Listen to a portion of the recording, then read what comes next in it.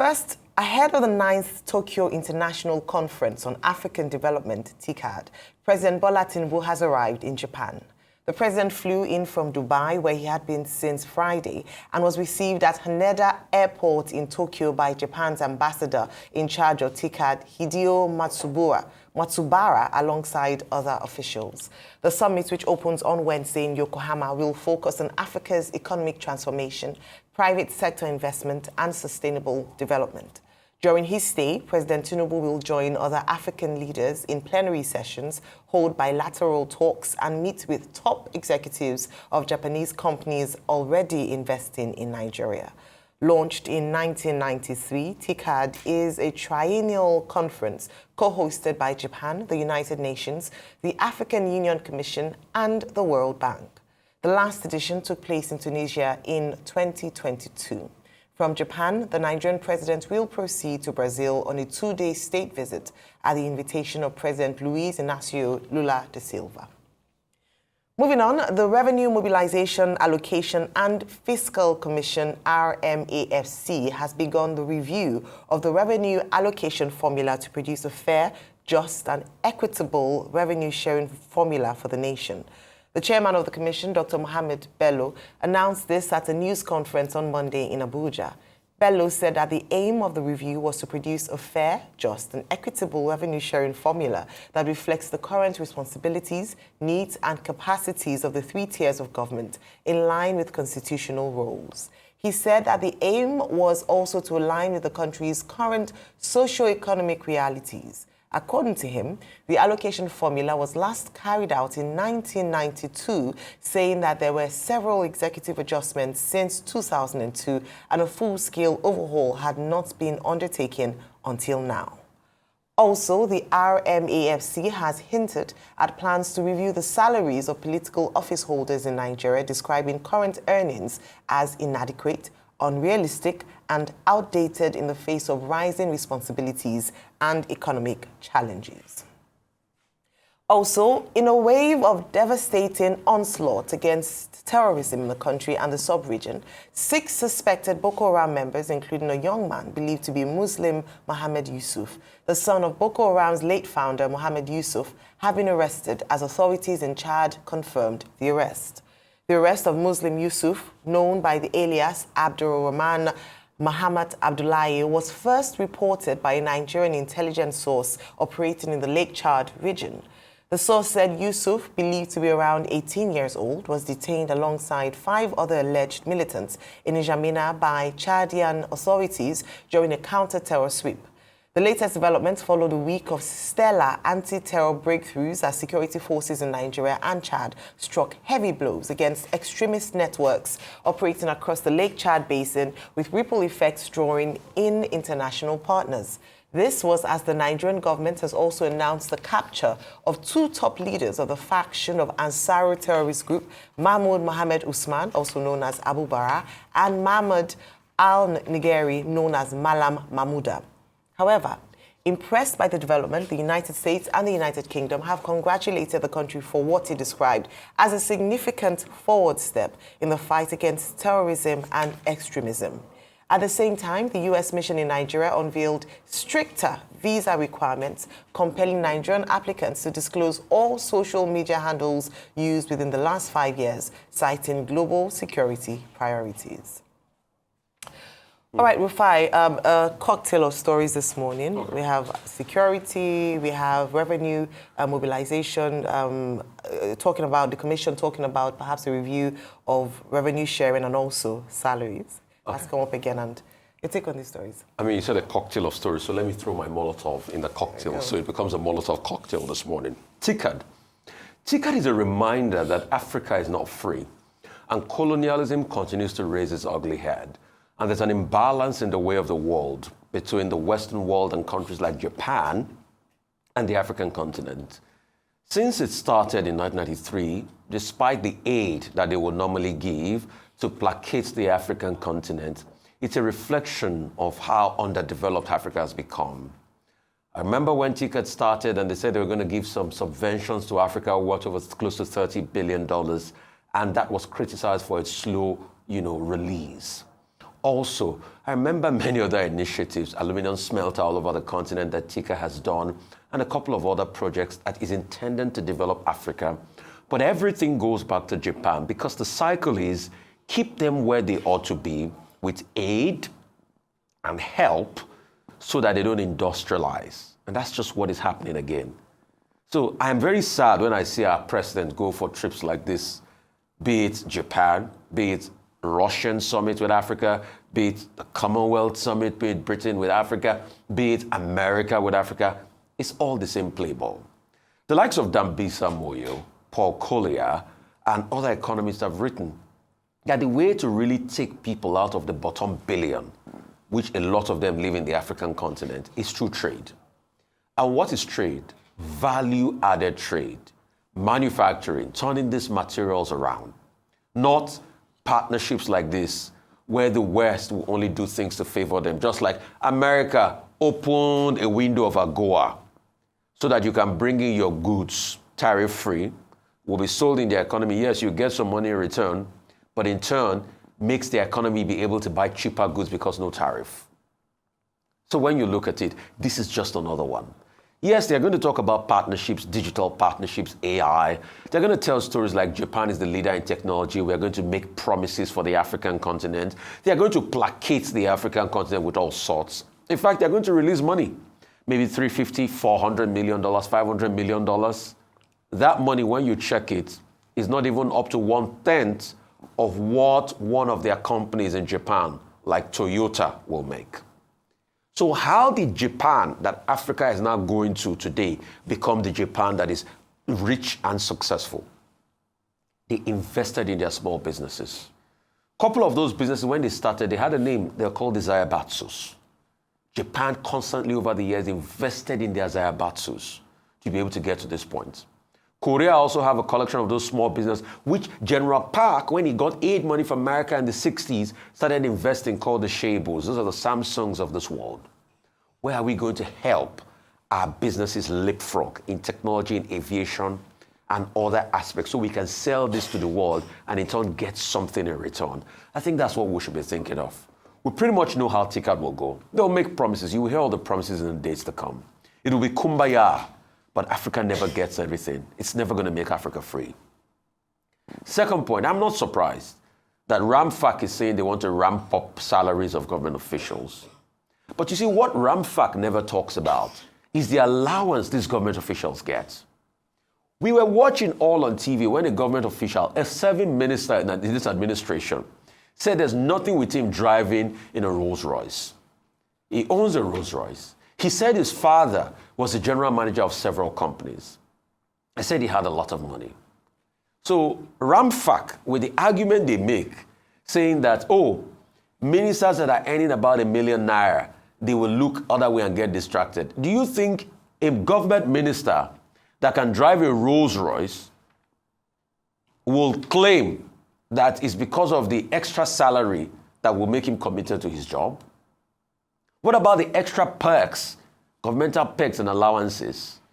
What RAMFAC is just trying to do, in my own estimation, yes, I understand the argument about inflation and everything, is to give people that have already become rich over the years through government functions and government largesse, is to just make them richer. Is it President Tinubu that you are saying let's increase the salary from 1.5 million that will mean anything to him? A man that his wife's foundation, although she said it's by the donation of other people, gives billions for nothing, like she's sharing pure water. Correct me if I'm wrong. There's been a lot of billions given out. So is it the same government officials that are living fat already that you say increasing their salary? If they truly love our country, why don't they even take a pay cut? Because the country has given them so much good already. Dear RAMFAC, I think those that we should really advocate for are those at the lower rungs. Those I believe that their salary should be reviewed because inflation is dealing them a hard blow are the police officers that because their take-home pay is so hard, they are now advocating for them to go back to a defined benefit scheme. These are the people that risk their lives every day and they even guard these government officials, they're about to increase their salary. So you can make the argument that since 2008, 2009, salaries have not been increased, things have changed. Yes, we get that argument. You can put it on the table.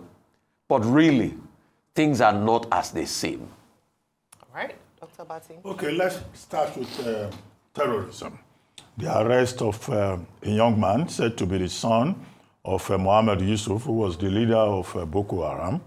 At the time Mohammed Yusuf was killed in 2009, this young man, we're told, was still an infant. It is curious that he has followed in his father's footsteps and is said to belong to the ISWAP. Now, he and 5 others were arrested in N'Djamena by the Chadian authorities, following collaboration between the Nigerian authorities and the Chadian authorities to rid the Lake Chad Basin area of terrorists and insurgents. To that extent, I think this is a good advertisement for cross-border international cooperation in addressing the problem of Boko Haram or ISWAP or Al-Qaeda and the spread across the Sahelian region. Now, yesterday we commended the Nigerian security structure, the Office of the NSA, and the Department of State Services, having succeeded in arresting the kingpins of the Ansaru, a terrible terrorist group in Nigeria. And it is not surprising that even the United States, the mission in Nigeria, has commended the Nigerian government for moving in this direction. However, in addition to the caveats that I stated yesterday, the additional caveat is that while this is praiseworthy, the Nigerian government can only continue to do more. Because what we have seen in the past is that in this asymmetrical war with bandits, insurgents, and terrorists, they seem to have a capacity to regroup and launch another attack. And that is why eternal vigilance is the solution in curbing the spread of insurgency and terrorism, deepening cross-border relations, either with regard to the proliferation of small and light weapons or with the apprehension and prosecution of terrorists and bandits is also an option that cannot be dropped.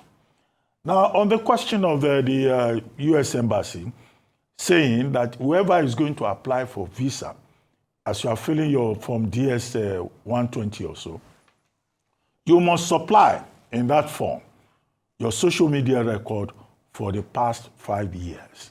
Well, the consular section of the United States mission has every right to determine who is given visa. It's the prerogative of the country issuing visa to determine whether persons are fit, and they give conditions. The explanation under customary international law is that you have the right to ensure the security of your own people and to fend off anything that can cause security. However, the wake-up call, particularly for Nigerians, is that, look, increasingly, the social media has become an indicator, of behavior, of attitudes, of, considerations by other stakeholders that you are likely to do business with. So if you are reckless on social media, it may come back to haunt you. So I hope that will be a wake-up call for people who think that the social media is an instrument of false power. Now, as to TCAD, well, TCAD has been there since 1993. The conferences are held 3 years on a rotational basis between Japan and Nigeria. Now, I think it's a good idea. It follows the pattern of the US-Africa Summit, the France-Africa Summit, the China-Africa Summit, the Arab-Africa Summit. We cannot, in a globalized world, where the frontiers keep expanding, borders, are merging, condemn any kind of effort or forum that promotes bilateral relations and promotes a common agenda that will be of mutual interest to the parties that are involved.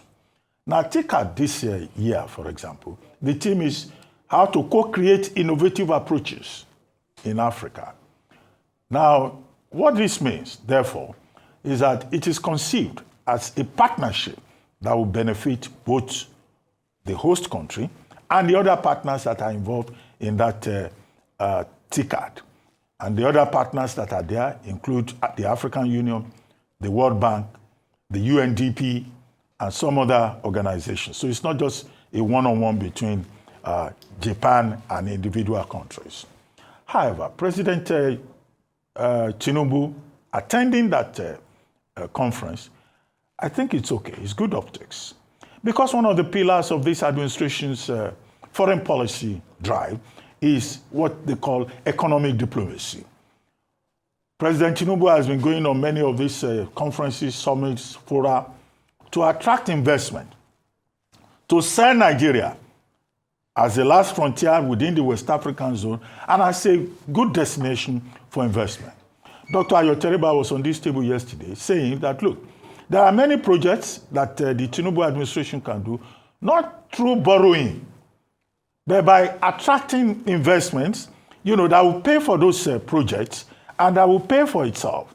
So if this is within that construct, we're told that President Tinubu is going to engage with Japanese companies already doing businesses here and also attract other ones. And I think that, again, in terms of an objective, is in order. Now, what companies are here already? We have Honda, we have Isuzu, we have Kanenka, we have Ajinomoto, which is in the food and beverages section. These are Japanese companies that are doing business here. Maybe more will come.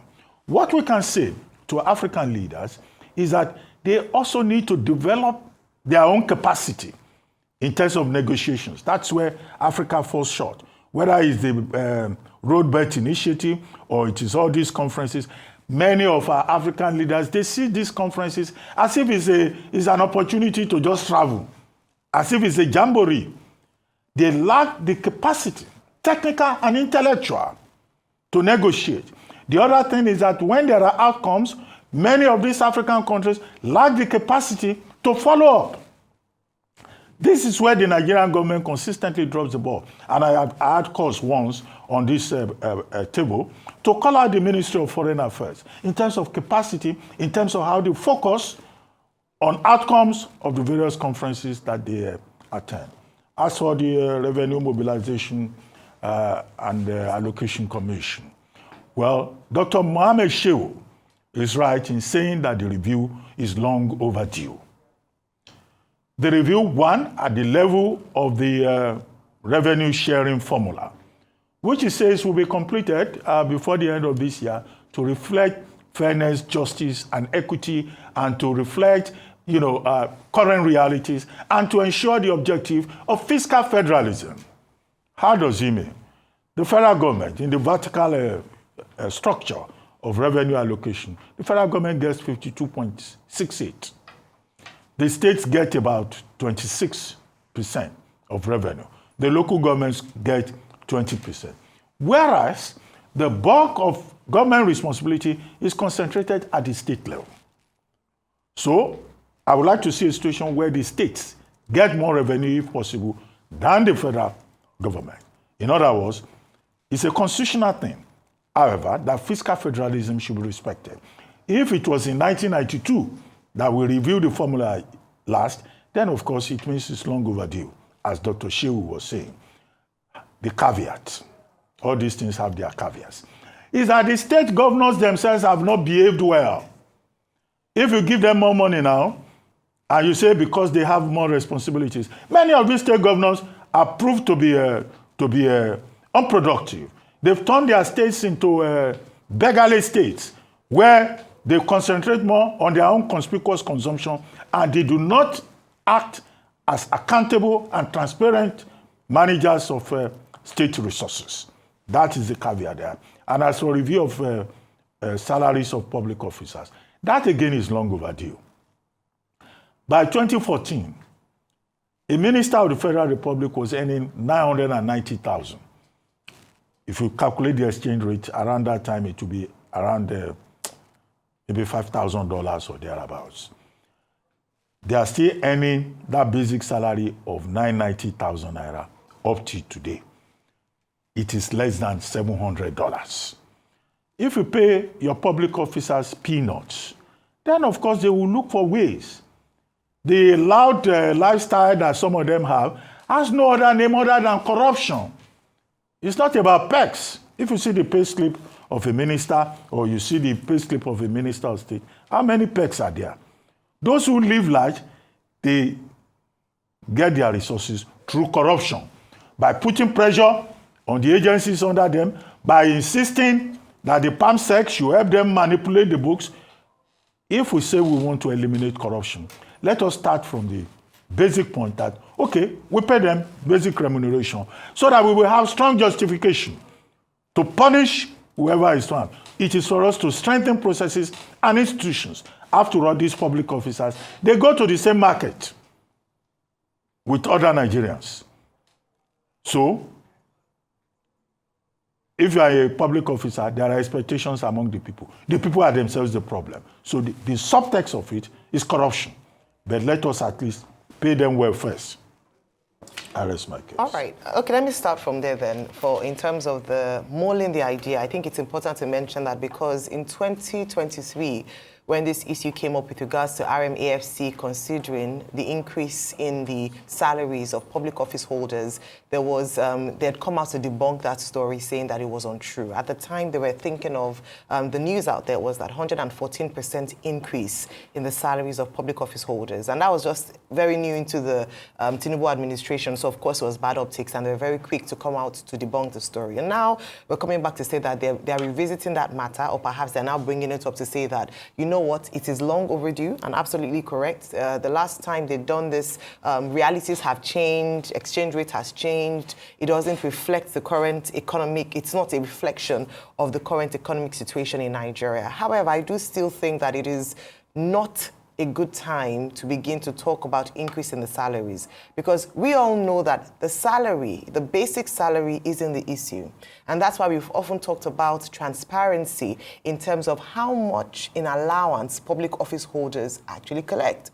Because if we don't actually know how much this amounts to, it is difficult for us to hold to account public office holders who are living way and far above the means of how much they're supposed to collect. And so it's difficult to judge who is corrupt and who is not corrupt. If you're driving a Lamborghini or a Rolls Royce, for instance, as a public office holder, and your salary is at, say, 1 million naira, 1.5 million naira for the president, but you say that the other amount of money is made up through allowances, how are we supposed to judge that or to hold that to account as Nigerians? And so the salary is not the issue. And I do agree that in order to make it less attractive for corruption or for you to make, find other means to make money, let's increase their salary. But let us talk about the allowances. That is the big issue.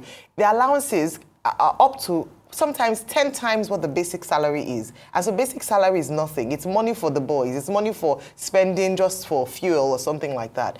Now, when we talk about fairness and equity, let us look at the common man. The current salary, the current minimum wage is at 70,000 naira. Convert that to the dollar rate, it goes for about $45 per month, is what a grown human being in Nigeria with sometimes a family takes home each month. That is basic. It's not a reflection, if you see, then there's no justification if you're not able to remunerate properly Nigerians who go out every day without an additional allowance, mind, who go out every day and work, and then you're talking about increasing the salaries of public office holders. Beyond that, the second point is that when we talk about, for instance, the National Assembly, there are other ways to ensure that we are still able to keep the resources tight. There have been conversations around making these roles part-time and even looking at how much work is being done to justify the amount of money that they collect at the end of each month.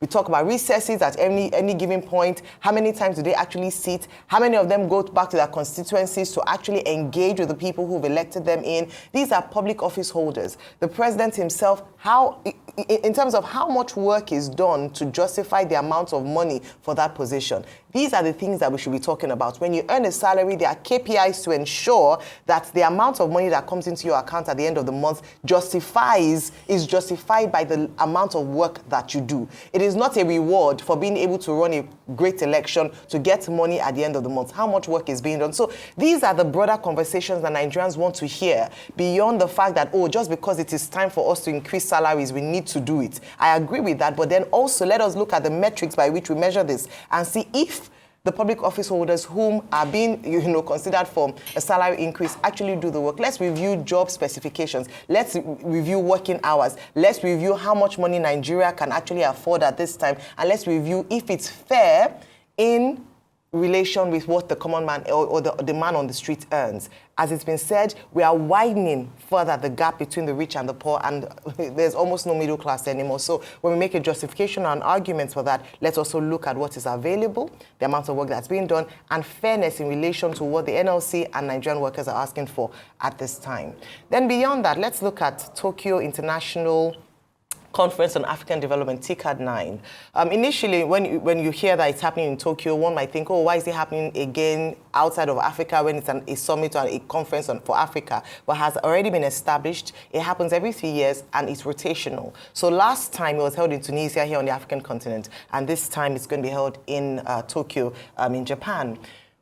Whilst we can make arguments for whether or not we should attend these meetings, the truth is that the president is already there. So let us now begin to see what we can do to maximize his appearing at such conferences. So what should African leaders go there with? As has been said, usually we leave these kinds of conferences and summits with a shorter end of the stick in terms of bargains. We go there and it's almost a yes sir, make a big show, release, have press releases, put out headlines on what should be, or a memorandum of understanding, and there's nothing. We go back again in 3 years' time, the same old story, the same old talk, and nothing really to show for it. So some of the things that I will put forward to the president this morning in terms of some of the things, action points for not just Nigeria, but also African countries in this regard. The first is, when it comes to Japan, we can ask for investment higher up the value chain. Number one is that we're looking to attract investment. But beyond investment as to asking, interactions with companies in Japan, is what are they coming to offer us as Nigerians? Usually they establish companies here, but we don't have manufacturing plants here in Nigeria. Dr. Batu mentioned Honda and some car companies that have Japanese origin. But if you look at a lot of them, what they have, that food for the food. But many of these companies don't actually establish manufacturing plants here in Nigeria. Because what that would mean for us as a country is that it would increase job opportunities for Nigerians. It puts money into the economy and not just taken from us all the time. So we can sign memorandum and say, oh yes, we have Japanese companies in Nigeria, but what is in need for us as a country? To what extent is the benefit for us? And then it would be great to also see even Nigerian companies being able to trade with Japan and see where we have economic value in terms of what do we have as a nation to trade with Japan? How can we compete on the same table? We cannot just keep asking for come here. Nigerian businesses also have products that they can also take and export abroad. Beyond that is also infrastructure development. There are some similarities that some cities in Nigeria have with some cities in Japan. Densely populated cities like Lagos, for instance. Japan has been able to urbanize and use technology to build houses to accommodate these densely populated cities. How can we trade ideas to ensure that this is replicated in Nigeria and we're able to share resources in that regard? These are some of the things that should be pursued. And finally, one of the things, we should not go there to get more debt. What should be pushed is public-private partnerships. Let's see how we can invest without looking for ways to get more debt, to further impoverish or further put us into more debt as a nation. So there are a few things that can come on the table, and what we will be looking for at the end of the summit on Friday is what has Nigeria or other African countries gained from this 3-day outing or 3-day conference in other parts of the world. Well, I'll leave you here for now, and hopefully we get to have conversations around the other topics in the course of today's show.